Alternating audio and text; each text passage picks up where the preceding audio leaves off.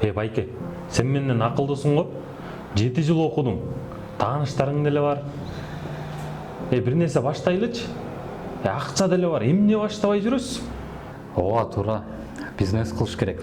Бирок болбой калсачы.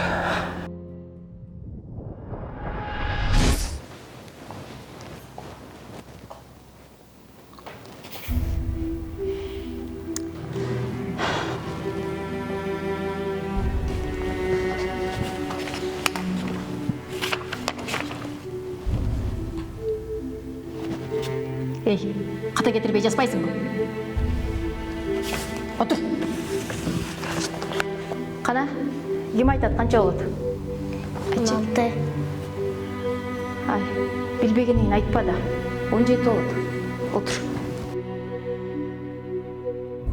Тынчтык агай болсо мындай внимательно угуп коюп угат. На что зацикливаются учителя? Во-первых, вот, например, в школе один ученик 3 класса написал 10 слов. И одно он написал неправильно. Вот учитель зациклится только на том, что он неправильно написал. Хотя ошибки делают нас людьми. Вот на ошибках человек растет.